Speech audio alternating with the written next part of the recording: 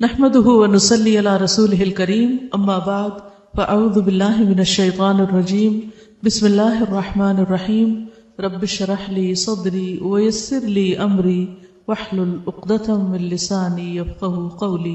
آج ہم انشاءاللہ جاگنے کے آداب اور اذکار پڑھیں گے کہ صبح جب آپ کی آنکھ کھلے تو آپ کیا کریں، اپنے دن کا آغاز کس طرح سنت کے مطابق کریں۔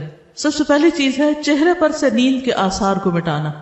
حدیث میں آتا ہے، ابن عباس سے روایت ہے کہ رسول اللہ صلی اللہ علیہ وسلم نیند سے بیدار ہوئے اور نیند کے آثار کو ختم کرنے کے لیے چہرے پر ہاتھ پھیرنے لگے۔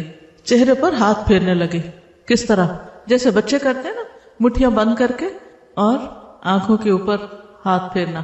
اور پھر اسی طرح اگر انسان یہ سمجھتا ہے کہ اس کا جسم اکڑا ہوا ہے یا کسی اور جگہ پر اس کو خود اپنے آپ کو دبانے کی ضرورت ہے تو اپنے اپنی طبیعت کے مطابق آپ خود کو جگانے کے لیے کوئی بھی طریقہ اختیار کر سکتے ہیں۔ بعض لوگ اکوپریشر کے ساتھ اپنی ٹریٹمنٹ خود کرتے رہتے ہیں۔ اگر کسی بھی طرح آپ کو صبح اٹھنے میں مشکل پیش آتی ہے، کسی بیماری کی وجہ سے، کسی ایسی تھکاوٹ کی وجہ سے کہ ساری رات سونے کے باوجود آپ نہیں جاگ پاتے پراپر طریقے سے، تو اس صورت میں آپ کو ضرور ایسے طریقے سیکھ لینے چاہیے کہ جب اٹھیں آپ تو واقعی فریش ہوں اور دن کا آغاز پراپر طریقے سے کر سکیں، کیونکہ جس چیز کا آغاز اچھا نہ ہو اس کا انجام کیا اچھا ہوگا۔ تو اس میں ہمیں بہت کانشیسلی اور بہت توجہ کے ساتھ اپنی اصلاح کے طریقے سوچنے ہیں کہ ہم جب اٹھیں تو ایک تو سنت کے مطابق عمل کریں، اور اس کے علاوہ اگر ہمیں کسی بھی طرح سے ضرورت ہے اپنے علاج کی تو اس پر بھی توجہ دیں۔ سو کر اٹھنے کے بعد ہاتھ وغیرہ دھو لینے چاہیے۔ رسول اللہ صلی اللہ علیہ وسلم نے فرمایا، جب تم میں سے کوئی نیند سے بیدار ہوا تو اپنے ہاتھ کو وضو کے پانی میں ڈالنے سے پہلے دھو لے، اس لیے کہ تم میں سے کوئی یہ نہیں جانتا کہ رات کو اس کا ہاتھ کہاں تھا۔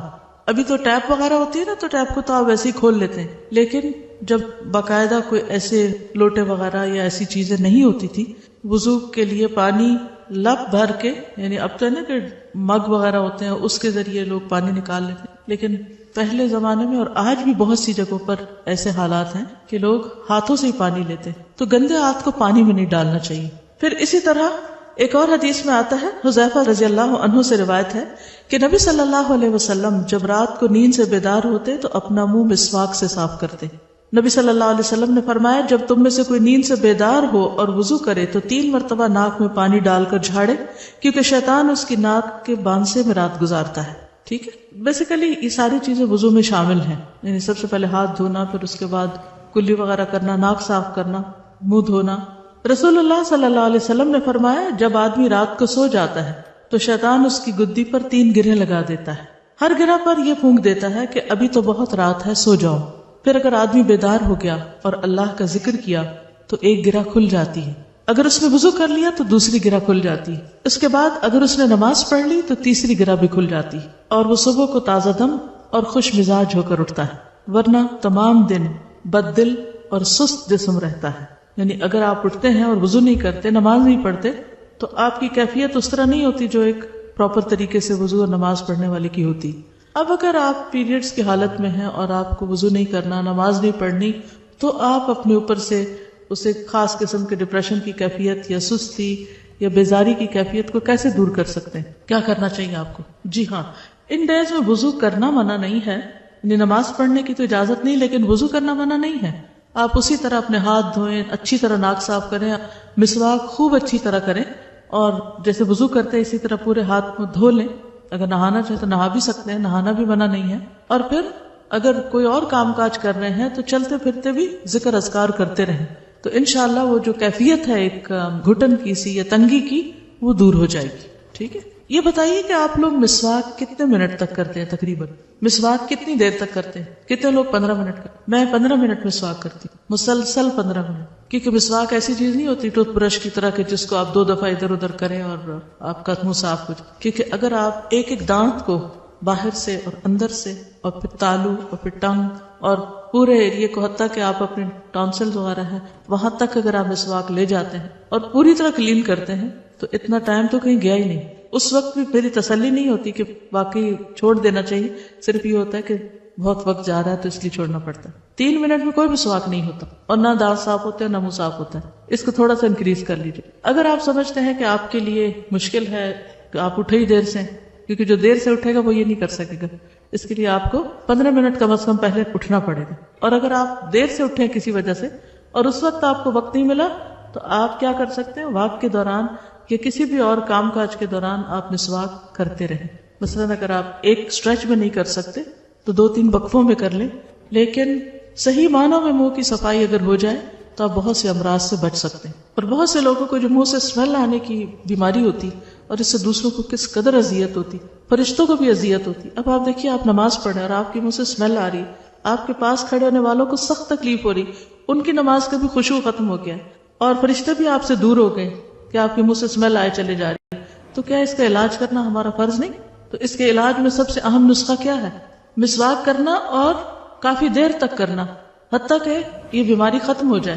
صرف چند چیزیں, کوئی سونف کھا لیے, کوئی الائچی کھا لی, تو اس سے تو وقتی طور پر آپ اس کو فریش کر سکتے ہیں کہ ان چیزوں کی خوشبو آ جائے آپ کے منہ سے, لیکن آپ کی سانس کے ساتھ جو گندگی آ رہی ہے وہ نہیں رک سکتی جب تک آپ اس کا پراپر علاج نہیں کرتے. اور اس کے علاج میں نمبر 1 نسخہ یہی ہے کہ صبح سویرے اچھی طرح مسواک کریں, زبان اور تالو اور پورے منہ کے ہر حصے کو اچھی طرح صاف کریں, کیونکہ نبی صلی اللہ علیہ وسلم ایسی فوڈ بھی استعمال نہیں کرتے تھے کہ جس کی وجہ سے منہ سے اسمیل آئے, کیونکہ آپ نے فرمایا کہ میں اس سے بات کرتا ہوں جس سے تم نہیں کرتے. تو ذکر کی حالت میں تو ہم بھی اللہ ہی سے بات کر رہے تھے. پھر اسی طرح یہ ہے کہ صبح اٹھتے وقت کچھ دعائیں بھی پڑھنی چاہیے. اب یہ نہیں کہ آپ سارا وضو وغیرہ کر کے پھر آ کے سو کے اٹھنے کی دعا پڑھ رہے ہیں. سو کر اٹھنے کی دعا کب پڑھی جائے گی؟ فوراً بعد. سیدنا ابو ہریرہ سے روایت ہے کہ رسول اللہ صلی اللہ علیہ وسلم نے فرمایا, جب تم میں سے کوئی جاگے تو کہے الحمدللہ الذی عافانی فی جسدی ورد علی روحی وَأَذِنَ لِي بِذِكْرِهِ. سب تعریف اللہ کے لیے ہے جس نے میرے جسم کو عافیت دی اور مجھ پر میری روح لوٹائی اور مجھے اپنے ذکر کی توفیق دی. ایک اور روایت میں آتا ہے کہ رسول اللہ صلی اللہ علیہ وسلم جب جاگتے تو فرماتے الحمدللہ الذی احیانا بعدما اماتنا وإلیہ النشور.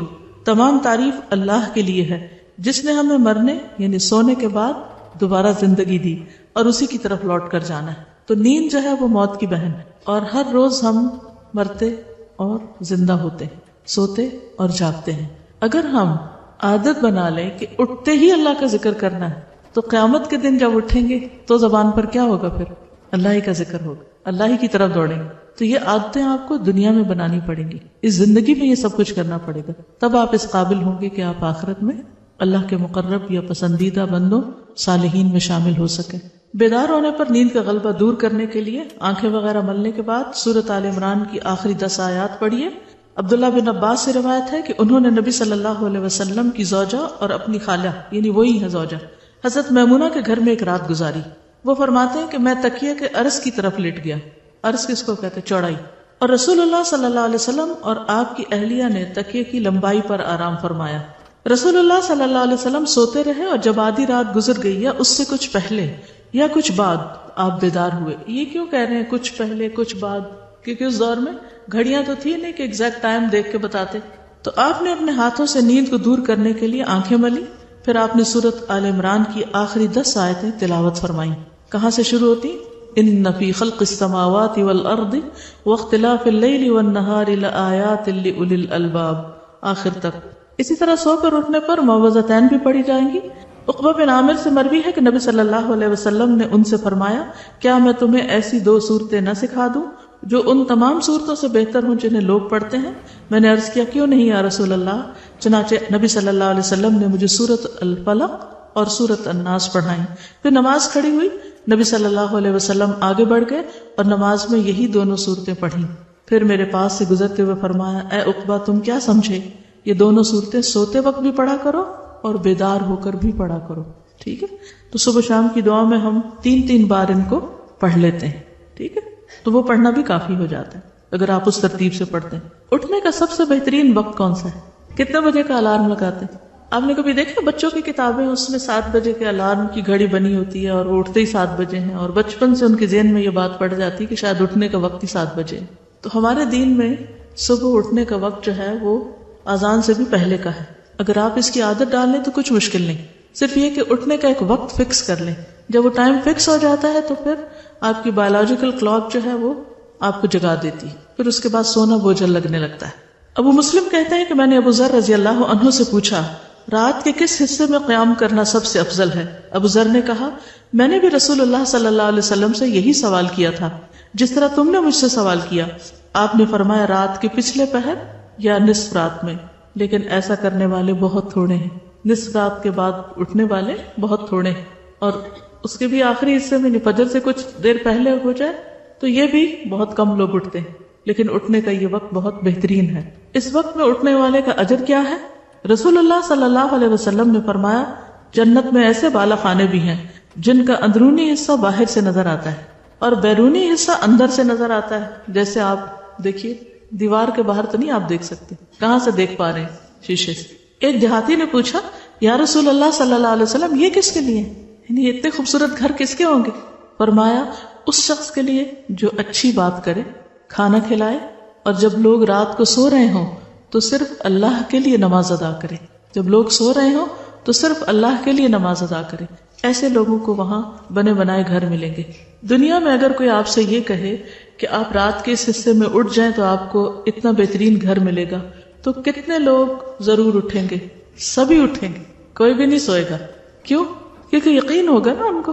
آخرت کے بارے میں ہمیں شاید یقین نہیں ہے کہ ہم کچھ کریں گے تو اس کا کچھ فائدہ ہے. عموماً ہم کیا دیکھتے ہیں کہ اور بھی تو نہیں کر رہے، دوسرے نہیں کر رہے تو ہمیں کیوں کرنا ہے؟ کیا یہ تینوں کام بہت ہی مشکل ہے؟ اچھی بات کرنا واقعی مشکل ہے مشکل. کیوں؟ کیونکہ سوچ سمجھ کے کرنی پڑتی ہے نا. اچھی بات کرنے کے لیے آپ کا دل، آپ کی سوچ، آپ کے خیالات بہت مثبت ہونے چاہیے. اگر آپ کا دل اچھا نہیں، آپ کی سوچ مثبت نہیں، تو آپ کی بات کبھی بھی اچھی نہیں ہو سکتی. بھلے آپ حدیثیں بھی کوٹ کریں، قرآن کی آیات بھی سنائیں، تو بھی لوگ کیا کرتے ہیں؟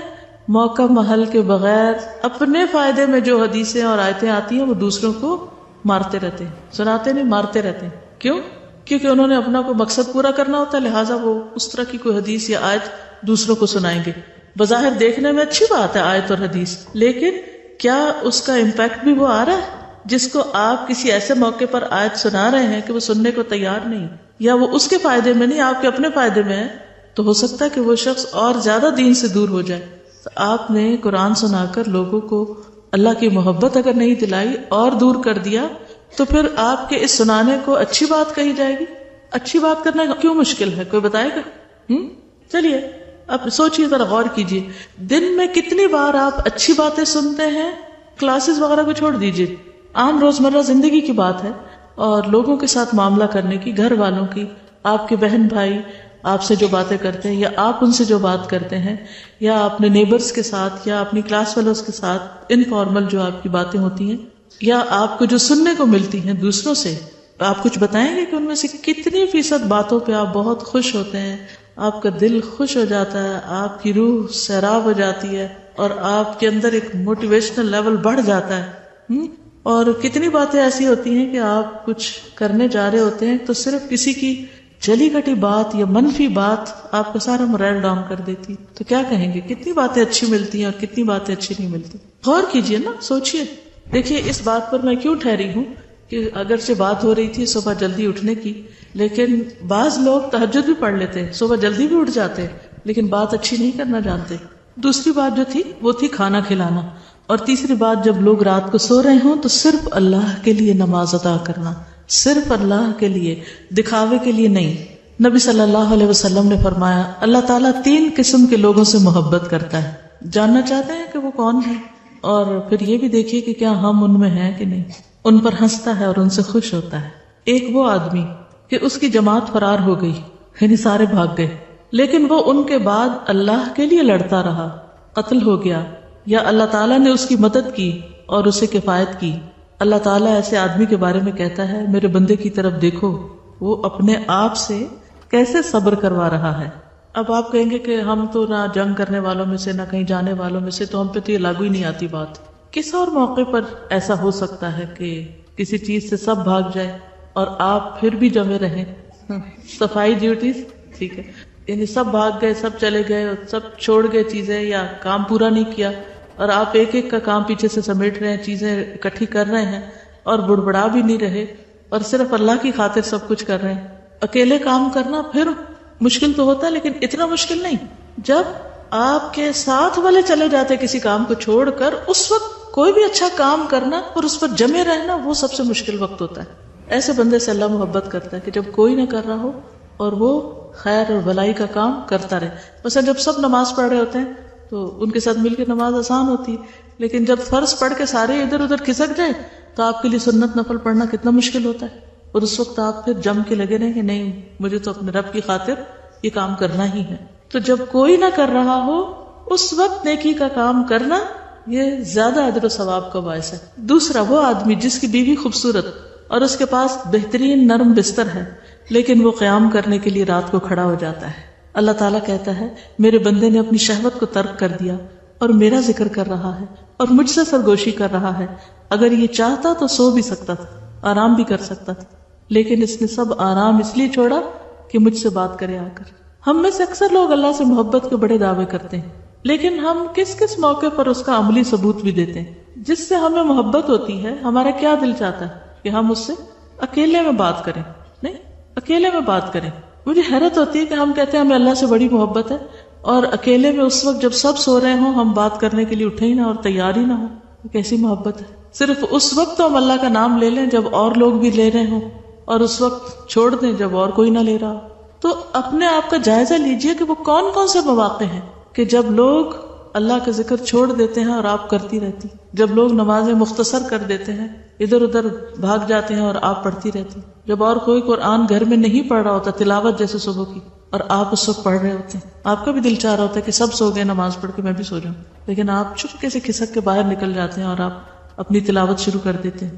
تو ان سارے مواقع کا جائزہ لیجئے کہ جہاں لوگ جب چھوڑ جائیں کسی خیر بھلائی کے کام کو یا کسی ایسی جگہ جہاں دنیاوی لذت اور آرام ہے اور آپ اللہ کی خاطر اس کو چھوڑ کر اللہ کی طرف یکسو ہو جائیں. تیسرے وہ آدمی جو قافلے سمیت سفر پر ہو، سب جا رہے ہیں اکٹھے کئی ٹرپ پر، وہ رات کو کچھ حصہ جاگنے اور چلنے کی وجہ سے چور چور ہو گئے ہیں، بالآخر سو گئے ہیں، لیکن وہ خوشی اور ناخوشی میں سحری کے وقت اٹھ کھڑا ہو اور نماز پڑھنی شروع کر دے.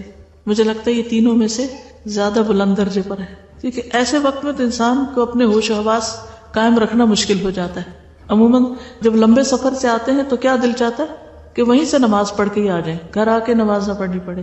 تو تھکاوٹ کے وقت میں اٹھ کر اللہ کی عبادت کرنا، اللہ کا ذکر کرنا، یہ ان کاموں میں سے ہے جن پر اللہ تعالیٰ آپ سے محبت کرتے ہیں. پھر تہجد کا وقت قبولیت کا خاص وقت ہے. سیدنا ابو ہریرہ سے روایت ہے کہ رسول اللہ صلی اللہ علیہ وسلم نے فرمایا ہمارا مالک اور رب تبارک و تعالی ہر رات کو جس وقت آخری انتہائی رات باقی رہ جاتی ہے آسمان دنیا کی طرف نزول فرماتا ہے اور ارشاد فرماتا ہے کون ہے جو مجھ سے دعا کرے تو میں اس کی دعا قبول کروں، کون ہے جو مجھ سے مانگے تو میں اس کو عطا کروں، کون ہے جو مجھ سے مغفرت اور بخشش چاہے تو میں اس کو بخش دوں.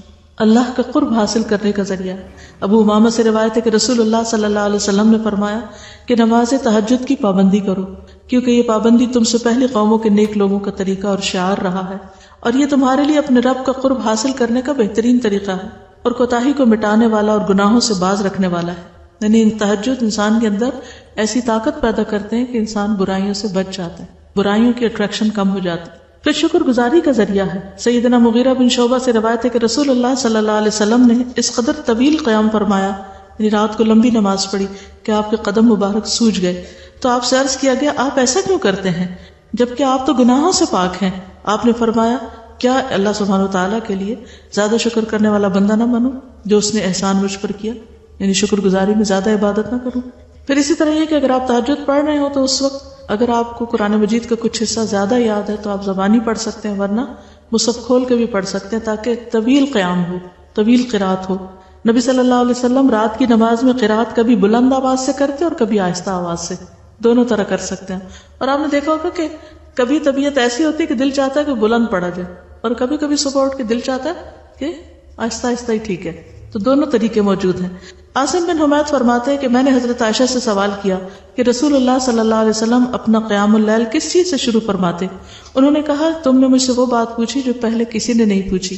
جب نماز کے لیے کھڑے ہوتے تو کہتے اللہ اکبر 10 بار، الحمدللہ 10 بار، سبحان اللہ 10 بار، لا الہ الا اللہ 10 بار، استغفر اللہ 10 بار، اور پھر دعا پڑھتے اللہم اغفر لی واہدنی وارزقنی وعافنی، اور پھر آخر تک قیامت کے دن کی تنگی سے بھی پناہ مانگتے. ایک اور دعا ہے سیدنا عباس سے مروی ہے کہ رسول اللہ صلی اللہ علیہ وسلم جب رات میں تہجد کے لیے کھڑے ہوتے تو فرماتے اللہم لک الحمد انت قیم السماوات والارض ومن فیہن ولک الحمد لک ملک السماوات والارض ومن فیہن، آخر تک۔ صحیح بخاری کی روایت ہے، اس کا ہم نے پوسٹر بھی الگ بنا کے رکھا ہوا، جن لوگوں کو زبانی نہ آتی ہو وہ دیکھ کے بھی پڑھ سکتے ہیں۔ پھر فجر کی سنتوں کے بعد تھوڑی دیر کے لیے دائیں پہلو پہ لیٹنا، نبی صلی اللہ علیہ وسلم کا یہ طریقہ تھا۔ پھر نماز فجر کے بعد رسول اللہ صلی اللہ علیہ وسلم کا عمل یہ تھا کہ جب آپ فجر ادا کر لیتے تو اپنی جگہ پہ بیٹھے رہتے فجر کی نماز کے بعد، یہاں تک کہ سورج اچھی طرح نکل آتا۔ سیدنا انس سے روایت ہے کہ رسول اللہ صلی اللہ علیہ وسلم نے فرمایا، جس نے فجر کی نماز باجماعت ادا کی پھر سورج نکلنے تک بیٹھا رہا، اللہ کو یاد کرتا رہا، پھر 2 رکعت نماز ادا کی، یہ کون سی نماز ہے؟ اشراق، تو اسے مکمل ایک حج اور ایک عمرے کا ثواب ملے گا۔ آپ نے تاکید کے لیے لفظ مکمل تامتن 3 بار دہرایا، مکمل حج اور عمرہ، مکمل حج اور عمرہ، مکمل حج اور عمرہ۔ تو اس سے کیا پتہ چلتا ہے کہ اگر انسان تہجد سے لے کر فجر اور فجر کے بعد اشراق تک کا وقت اللہ کے ذکر کے لیے مخصوص کر لے تو یہ سب سے بہترین طریقہ ہے، نبی صلی اللہ علیہ وسلم کا طریقہ ہے۔ لیکن زندگی میں مثلا شادی سے پہلے آپ اس طریقے کو بہت آسانی سے اختیار کر سکتے ہیں، لیکن شادی کے بعد جب شوہر اور بچوں کی مختلف ضروریات آپ کو پوری کرنی پڑتی ہیں تو بعض اوقات مشکل ہوتا ہے۔ پھر جب بچے بڑے ہو جاتے ہیں پھر دوبارہ سے آسانی ہو جاتی ہے۔ اس لیے خاص طور پر ان بچیوں سے میں کہوں گی کہ جن کے اوپر ابھی ایسی کوئی ذمہ داریاں نہیں ہیں، وہ اپنی دن بھر کی روٹین کو اس طرح سیٹ کریں کہ فجر سے کچھ پہلے اٹھنے کی عادت ڈال لیں۔ اگر ابھی آپ ڈالیں گے اور اس میں دعائیں مانگیں گے تو انشاءاللہ آئندہ بھی اللہ تعالیٰ آپ کے لیے آسانی فرمائے گا، اور اس سے بہت ساری برائیوں سے بچ بھی جائیں گے۔ اور وہ نوجوان جس کی جوانی اللہ کی عبادت میں گزری ہو، وہ ان 7 لوگوں میں سے ایک ہے کہ جو عرش کے سائے تلے ہوں۔ ہم کہتے ہیں کہ ابھی تو ہم جوان ہیں، بوڑھے ہوں گے تو پھر تہجد وغیرہ پڑھ لیں گے، نہیں، ابھی سے شروع کیجئے، ابھی سے آغاز کیجئے۔ اللہ تعالیٰ نے آپ کے اپنے اندر ایسی چیزیں رکھی ہیں، ایسی نشانیاں رکھی ہیں وفی انفسکم، کہ جس میں اس دور کے لوگوں کے لیے اور آج بھی جن کے پاس الارم کلاکس نہیں ہیں یا اور ایسے اسباب نہیں ہیں، تو اگر آپ اپنے آپ کو آخری عمل کے طور پر 3 سے 5 دفعہ یہ کہیں کہ مجھے اتنے بجے اٹھنا ہے، اتنے بجے اٹھنا ہے، تو آپ کے برین کے اندر وہ چیز سٹور ہو جائے گی، اور پھر وہ وقت جب آئے گا تو برین آپ کو جگا دے گا۔ سورۃ مزمل بہت موٹیویشنل سورت ہے۔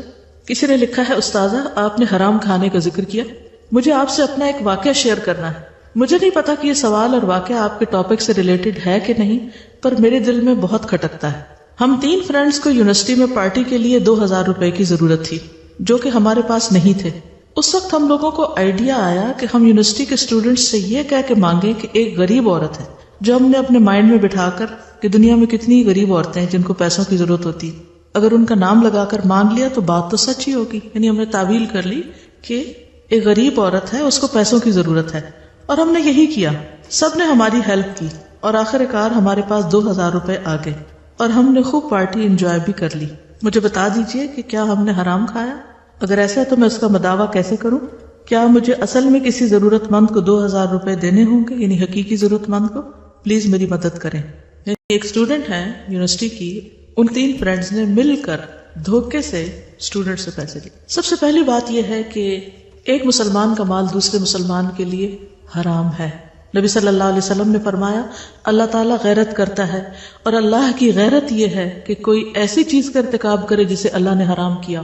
یعنی انسان کے لیے کسی بھی حرام کام کو اللہ تعالیٰ ناپسند کرتا ہے۔ صرف حرام طریقے سے پیسہ کمانا ہی نہیں، بلکہ غیبت، جھوٹ، کوئی بھی حرام کام جب انسان کرتا ہے تو اللہ تعالیٰ کو اس پہ غیرت آتی ہے۔ ابو حمید ساعدی کہتے ہیں کہ رسول اللہ صلی اللہ علیہ وسلم نے فرمایا، کسی شخص کے لیے اپنے کسی بھائی کا مال ناحق لینا جائز نہیں، کیونکہ اللہ نے ایک مسلمان پر دوسرے مسلمان کا مال حرام قرار دیا۔ تو پھر یہ کیا ہے؟ جھوٹ بول کر کسی کا مال لینا کیا ہے؟ حرام کام کا ارتکاب کرنا، اور وہ مال بھی کیا ہوگا؟ حرام ہوگا۔ رسول اللہ صلی اللہ علیہ وسلم نے فرمایا، اگر کوئی پاکیزہ چیز ہی کھا سکے تو ایسا کرے، اس لیے کہ سب سے پہلے انسان کا پیٹ ہی بدبودار ہوتا ہے۔ تو اس لیے ایسی پارٹی کے لیے حرام طریقے سے مال کما کے کسی کے مال سے کچھ کھائے تو یہ غیر طیب بھی ہوگا اور حرام میں ہوگا، اور اس کا انجام کیا ہوگا؟ پھر کسی کا مال ہنسی مذاق میں بھی لینے کی اجازت نہیں۔ اگر یہ کہنا کہ ہم کسی سے مذاق کر کے یا کسی کے ساتھ ٹرک کر کے کچھ لے رہے ہیں تو یہ بھی درست نہیں۔ نبی صلی اللہ علیہ وسلم نے فرمایا، تم میں سے کوئی شخص اپنے بھائی کی کوئی چیز ہرگز نہ لے، نہ مذاق میں نہ حقیقتاً۔ کوئی کسی کی کوئی چیز نہ لے، نہ مذاق میں نہ حقیقتاً، نہ چوری کے ذریعے نہ دھوکے کے ذریعے اور نہ ہی مذاق کرتے کرتے کہ میں تو تمہارا دل دیکھ رہا تھا.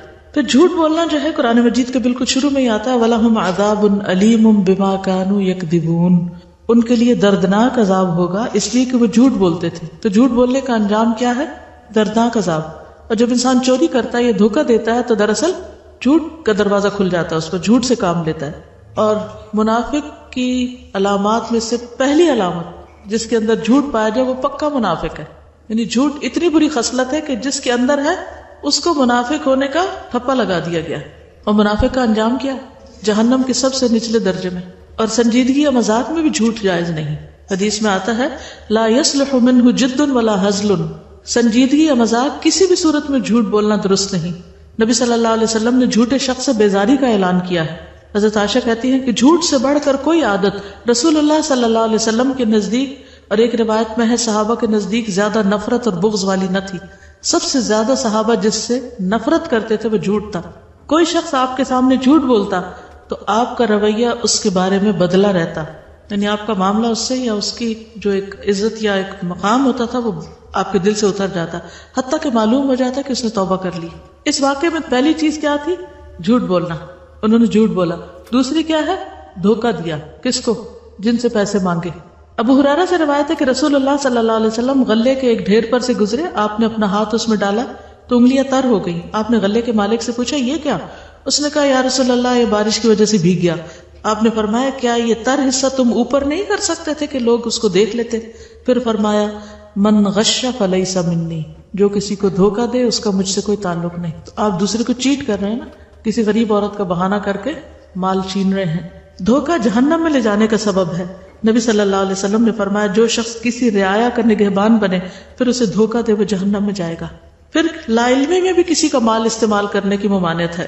ایک انصاری سے روایت ہے ہم رسول اللہ صلی اللہ علیہ وسلم کے ساتھ ایک جنازے میں گئے. میں نے دیکھا کہ رسول اللہ صلی اللہ علیہ وسلم قبر کے پاس کھڑے ہوئے قبر کھودنے والے کو تاکید کر رہے ہیں کہ پاؤں کی طرف اور کھولو، سر کی طرف ذرا اور کشادہ کرو، یعنی اچھی طرح قبر کھودو.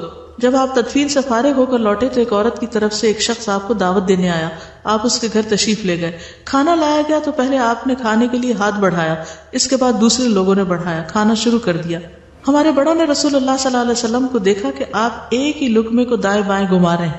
اس کے بعد آپ نے فرمایا مجھے ایسے معلوم ہوتا ہے یہ گوشت ایسی بکری کا ہے جو مالک کی مرضی کے بغیر حاصل کی گئی، یعنی یہ کچھ کھانا ٹھیک نہیں.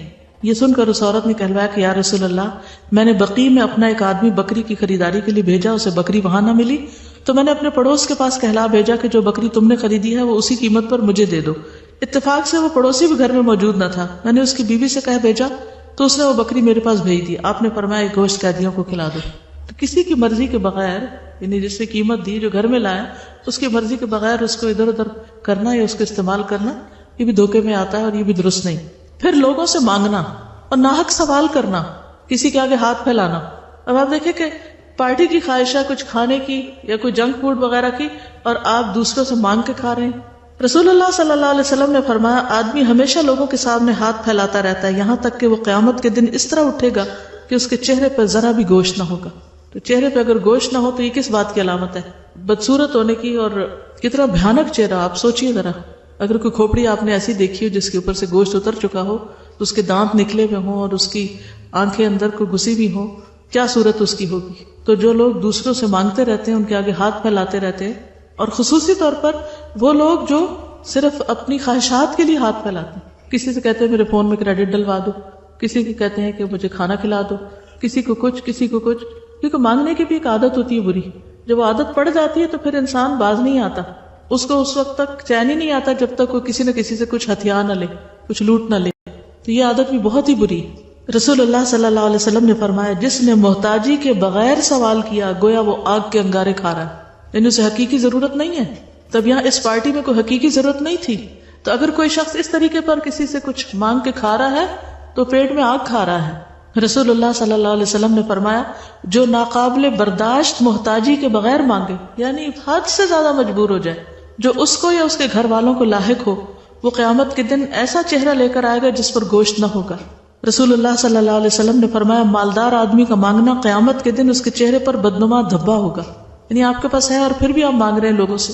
رسول اللہ صلی اللہ علیہ وسلم نے فرمایا جو شخص اپنے اوپر سوال کا دروازہ کھولتا ہے، اللہ اس پہ فقر و فاقہ کا دروازہ کھول دیتا ہے. تو یہ عمل کسی بھی اعتبار سے، کسی بھی گوشے سے، اس میں ایک نہیں کئی ایک خرابیاں، کسی بھی اعتبار سے یہ عمل درست نہیں. انسان کسی سے مانگ مانگ کر پارٹی کرے. اسی لیے آپ نے دیکھا ہوگا کہ شروع سے الہدیٰ میں ہمیشہ پارٹی کے موقع پر ایک ڈبہ رکھ دیا جاتا ہے. مجھے نہیں معلوم اب کیا روایت ہے یا نہیں، لیکن ہمیشہ ڈبہ رکھ دیا جاتا ہے کہ سب لوگ اس میں ڈال دیں، جو اس میں سے نکلا اتنی پارٹی کر لیں گے، جو جتنا کنٹریبیوٹ کرنا چاہتا ہے. لیکن مانگ مانگ کے کہ تم ادھر لاؤ، تم لاؤ، تم لاؤ، پھر ہم اس کی پارٹی، کس قسم کی پارٹی جو مانگے تانگے پر ہو. اب ایسے اگر ہو چکا کسی سے، کسی نے کسی کا مال چرایا یا ہتھیایا یا دھوکہ دے کے لیا یا مانگا یا کچھ بھی کیا، تب کیا کرنا چاہیے؟ ازالہ تو کرنا ہے نا دنیا میں. کیا کرنا چاہیے؟ نہیں پتا، توبہ کرنی چاہیے. یہ تو میں ایکسپیکٹ کر رہی تھی کہ سارے ایک دم توبہ کا لفظ بولیں گے، لیکن شاید ادھر خیال ہی نہیں کیا کہ توبہ کرنے کی چیز، کیونکہ انہوں نے آخر میں یہی پوچھا ہے کہ میں دعویٰ کیسے کروں، اب جو ہو گیا وہ ہو گیا، اب کیا کروں. تو اس میں ایک اچھی چیز یہ ہے کہ انہوں نے سوال کیا اور پھر اپنی فکر مندی کا اظہار کیا اور یہ اس کا مداوع بھی کرنا چاہتی ہیں. تو سب سے پہلی بات یہ ہے کہ انسان ایسا کچھ بھی ہو چکا ہو زندگی میں تو اللہ سے سچی توبہ کرے، کیونکہ توبہ کرنے والا، حقیقی توبہ کرنے والا ایسا جس نے گناہ نہیں کیا، یعنی وہ بالکل پہلے کی طرح ہو جاتا ہے.